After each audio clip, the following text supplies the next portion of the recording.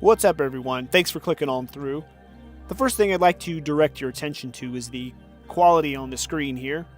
I got a brand new PC, so everything should look a lot better if you've been here before.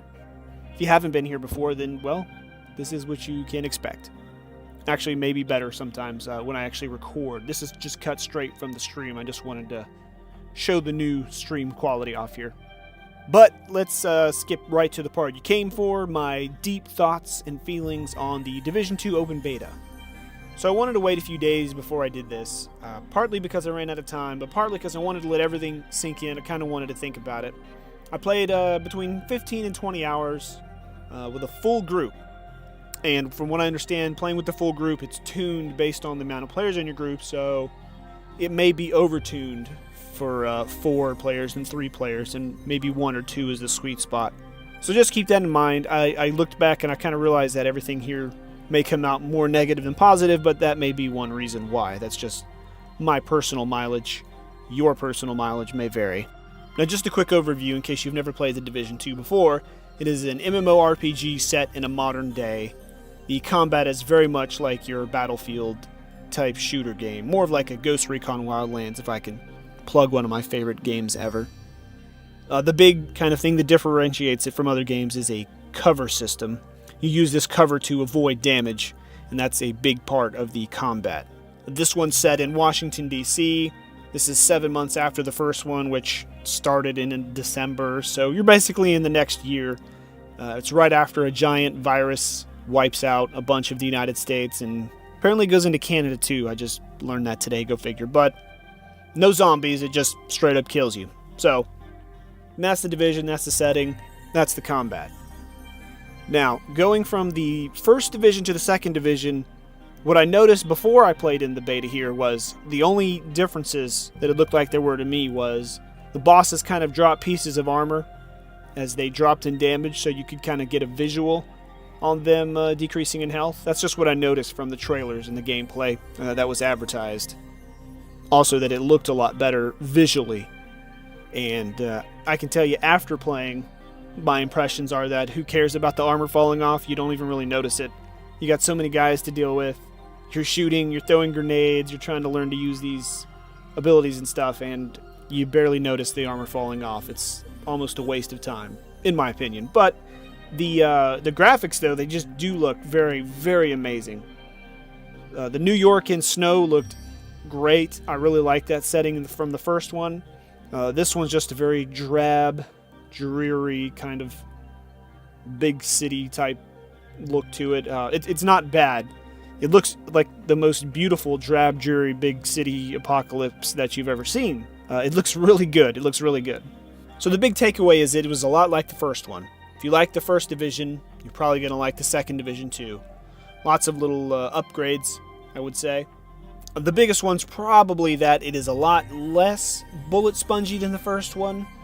I didn't feel like it was at the perfect spot. I felt like it was better than the first one. It was, we'll say, let's call it tolerable.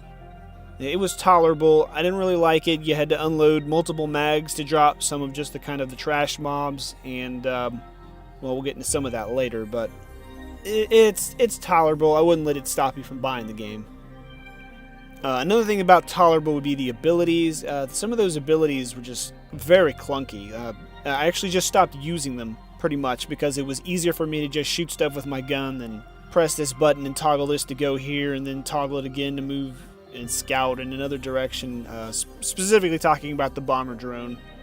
You press E to start the path and then E to end the path, but all this, you got bullets coming at you. You've got guys rushing you, we'll get to that next, but it was just super clunky and not at all convenient, if you could use that word, to use your abilities. Didn't like them. And I also actually felt like some of the abilities were definitely better than the others, like the shield drone who restores your shield.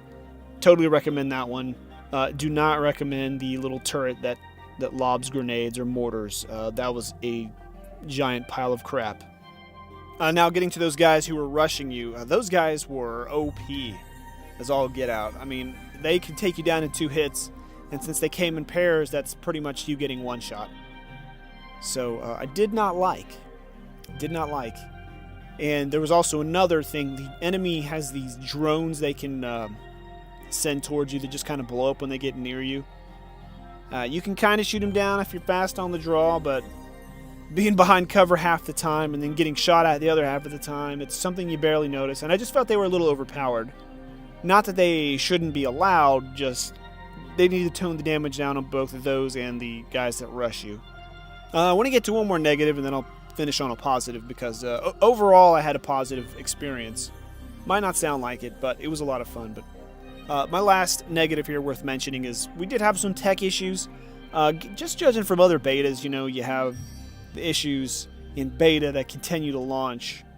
The performance stuttering, we had the delta errors, but the delta errors always just brought me right back to where I was. It actually didn't lose any progress in the missions, just popped right back in, and it was more of just an annoyance.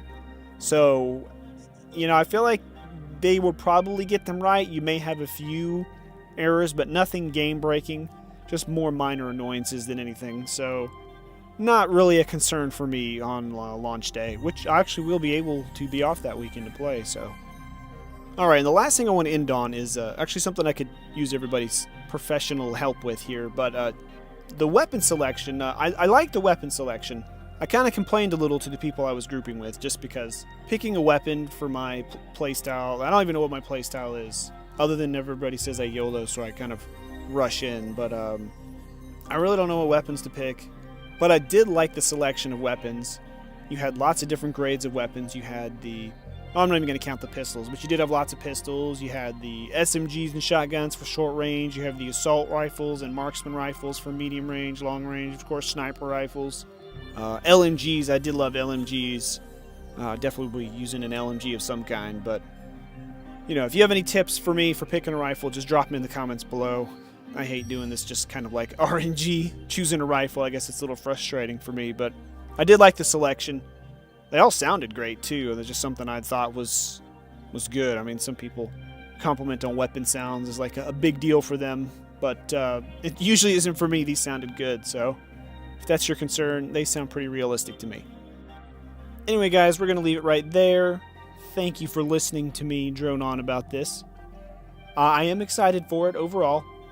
Like I said, it probably sounded a little negative, but after I went through other people's reviews and saw the thing about the scaling being a little off for some people between 2 and 3 players, it makes a little more sense, and I feel a little bit better about it. And again, if you have any advice for me on how to choose a weapon, drop it in the comments below. And until game day, guys, I will see you later.